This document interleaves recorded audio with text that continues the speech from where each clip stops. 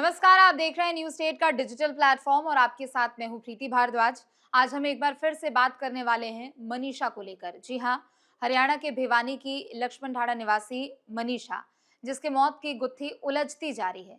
देखिए, सीबीआई को जांच रिपोर्ट की कमान तो सौंपी जा चुकी है, लेकिन जिस तरीके से इस पूरे मामले में एक के बाद एक अलग अलग थ्योरीज लोगों की ओर से पेश की जा रही है, उससे कहीं ना कहीं ये मामला और भी ज्यादा पेचीदा होता हुआ नजर आ रहा है। परिजन एक तरफ कह रहे हैं कि हम लोग मुख्यमंत्री से मिल रहे हैं, सीबीआई का हमें फोन भी आ रहा है, लेकिन दूसरी तरफ कह रहे हैं कि अभी कोई अधिकारी नहीं आया, जांच पड़ताल की जा रही है। तो पूरे तरीके से ये जो मामला है वो उलझता हुआ और भी ज्यादा नजर आ रहा है। हालांकि जो पूरी कमान है इस मौत को लेकर, वो दरअसल सीबीआई को सौंपी जा चुकी है। शुरू से आपको एक बार फिर से बता देते हैं। हालांकि ये जो पूरा मामला है वो काफी ज्यादा इस वक्त देखने और सुनने को मिल रहा है, और जिस तरीके से ये मौत निकल कर सामने आई है वो लोगों के जहन में कई सवाल खड़े करती है। 19 साल की जो एक टीचर है, आप 19 साल की आप समझिए कि उतना ज्यादा किसी को कोई समझ भी नहीं होता, लेकिन वो टीचर बनती है, वो पढ़ाती है, उसके खुद के भी अपने सपने होते हैं कि वो नर्सिंग कॉलेज में एडमिशन लेगी और अपने आगे भविष्य की वो तैयारी करेगी।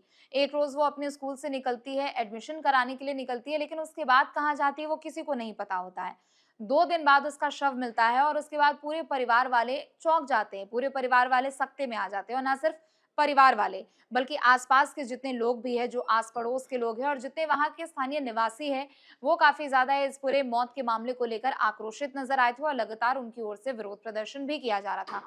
हमने देखा कि कैसे 3 अलग-अलग जगहों पर यहाँ मनीषा के शव का पोस्टमार्टम कराया गया, और 3 अलग-अलग जगहों पर जब पोस्टमार्टम कराया गया तो उसके बाद परिवार वालों से भी यहाँ पर जांच पड़ताल की जा रही थी, सवाल-जवाब यहाँ पर किए जा रहे थे। सबसे पहली बार जब पोस्टमार्टम होता है तो परिवार वालों के साथ-साथ गाँव के भी लोग इसका विरोध करते हैं। दूसरी बात, फिर उसे प्राइवेट कॉलेज में पोस्टमार्टम कराया जाता है और परिवार वालों की मांग यही होती है कि हमें दिल्ली के एम्स में पोस्टमार्टम कराना है। उस पर भी राजी होते हैं। फिर खुद मुख्यमंत्री जो है वहाँ के नायब सैनी, उनकी ओर से भी आश्वासन दिया जाता है कि दोषियों को कड़ी से कड़ी सजा मिलेगी। लेकिन आप समझिए कि 19 अगस्त का ये पूरा मामला था।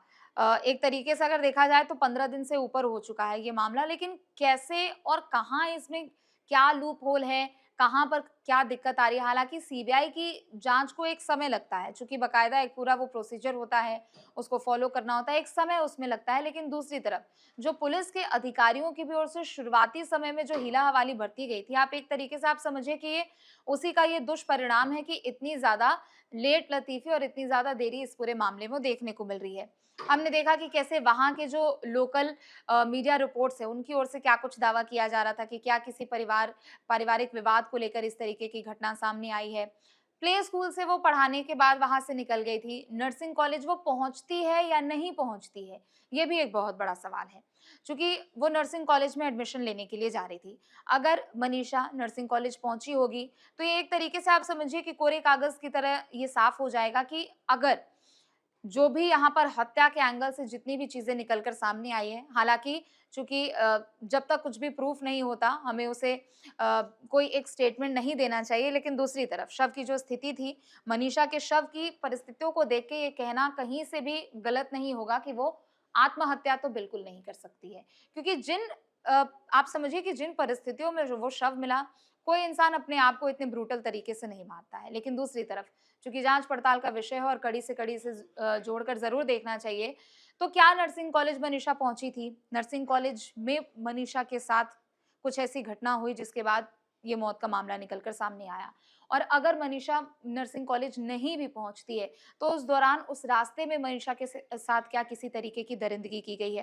देखिए, सीबीआई को जाँच कमान सौंप दी जा चुकी है। एक तरफ बीते दिन जो मनीषा के पिता हैं, उनका कहना है कि अधिकारियों का फ़ोन आया था, संपर्क हमसे किया गया था और उन्होंने कहा था कि 1-2 दिनों में आके मुलाकात करेंगे। दूसरी तरफ अगर हम बात करें मनीषा के दादा की, यानी उनके पिता की अगर हम बात करते हैं, उन्होंने भी कहा कि अधिकारियों ने फ़ोन किया है और वो कह रहे हैं कि कुछ दिनों में हमारे पास आएँगे। लेकिन बीते दिन की अगर बात करें तो यहाँ पर दरअसल एक जो पूरा प्रतिनिधि मंडल है, यानी एक ग्रुप ऑफ पीपल, जिनमें मनीषा के पिता भी थे और आसपास के जो जिम्मेदार लोग थे, उन लोगों ने मुख्यमंत्री नायब सैनी से मुलाकात की।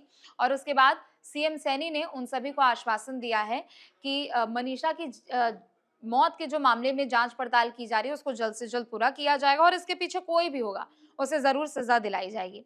क्या मांगे की गई है, जिन लोगों ने जाके वहां पर मुलाकात की है वो भी एक बार आपको बता दें। एक तो सीबीआई जांच की मांग की गई थी, जो कि वो उनकी मांग पूरी हो चुकी है, लेकिन दूसरी तरफ आर्थिक मदद की भी मांग यहाँ पर की गई है। आप समझिए कि मनीषा अ, स्कूल टीचर थी, इतने कम उम्र में वो पढ़ाती थी। अब ज़ाहिर-सी बात है कि इस तरीके से उसका चला जाना कई सवाल तो खड़े करता है, लेकिन दूसरी तरफ आर्थिक तौर पर भी यहाँ परिजनों ने सरकार से ये मांग की है और सरकार की ओर से भी यही कहा गया है कि हर संभव मदद सरकार की ओर से की जाएगी।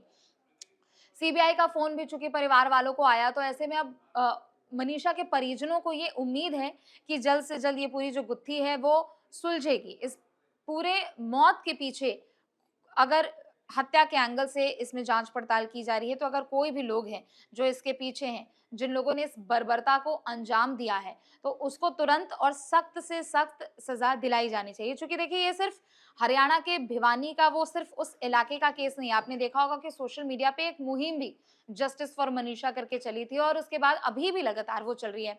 आए दिन लोग प्रोटेस्ट कर रहे हैं और माँग उनकी यही है कि जो भी इसके दोषी हैं, जो भी इस पूरे घटनाक्रम के पीछे हैं, उनको सबसे पहले पकड़ा जाए और उनको सख्त से सख्त सज़ा दी जाए।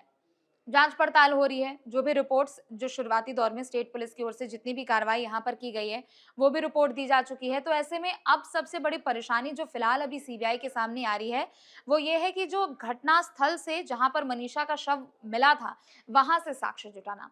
क्योंकि देखिए, ये जो केस है वो तो पेचीदा है, लेकिन दूसरी तरफ चूँकि बारिश जिस तरीके से बाकी दूसरे राज्यों में अपना कहर बरपा रही है, वो सबसे ज़्यादा असर मनीषा केस में भी देखने को मिल रहा है। क्योंकि जिस घटनास्थल से मनीषा का शव बरामद हुआ था, उस जगह पर पानी भर चुका है। तो आप समझिए कि जो भी थोड़े बहुत ये उम्मीद होंगी, परिजनों को जो भी थोड़े बहुत आसार होंगे कि हाँ, यहाँ से सबूत मिलते हैं, तो फिर उसके बाद आगे सीबीआई कुछ जाँच-पड़ताल करेगी और किसी तरीके के कंक्लूजन पर पहुँचेगी। तो सबसे बड़ी परेशानी यही है कि वहाँ पर पानी भर चुका है, तो सबूत एक तरीके से तो आप देखिए वो मिट ही रहे हैं। हालाँकि कई और सबूत हैं जो कि इशारा कर रहे हैं कि इस बर्बरता को कितने जघन्य तरीके से अंजाम दिया गया है। दूसरी बात ये भी है, चूँकि ये टीचर्स का भी मामला है, मनीषा प्ले स्कूल में पढ़ाती थी, तो ऐसे में एक ग्रुप ऑफ टीचर्स की भी ओर से विरोध प्रदर्शन यहाँ पर किया गया है, कैंडल मार्च उनकी ओर से निकाला गया है और मांगे उनकी यही है कि जल्द से जल्द इस पूरे मामले में सीबीआई की ओर से जो अपना जांच का दायरा है, पहले तो उसे बढ़ाया जाए और जल्द से जल्द इस पूरे कंक्लूजन पर पहुंचा जाए कि आखिर मनीषा के साथ हुआ क्या था। तो वहीं चूँकि ये पूरा मामला जिस तरीके से निकल के सामने आया, आस-पास के लोगों का भी हमने देखा कि आक्रोश कैसे देखने को मिला है। जो उस गाँव के सरपंच हैं, उन्होंने भी ये पत्र लिखा है और उन्होंने साफ तौर पर माँग की है कि जो फ़ोन पर तो अधिकारी एक तरीके से संपर्क कर रहे हैं, लेकिन सरपंच ने अपने पत्र में लिखा है कि धरना प्रदर्शन में कमेटी गवाह नहीं बनेगी।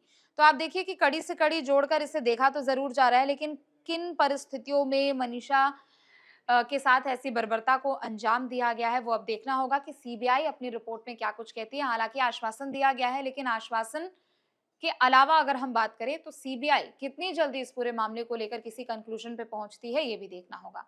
फिलहाल के लिए बस इतना ही। आप देखते रहे न्यूज़ स्टेट। नमस्कार। जहाँ भक्ति है हर शब्द में, कथाओं में छुपे हैं दिव्य रहस्य और ज्योतिष देता है जीवन को दिशा। धर्म से जुड़ी हर बातों को जानने के लिए हमारे चैनल स्तुति को सब्सक्राइब करें।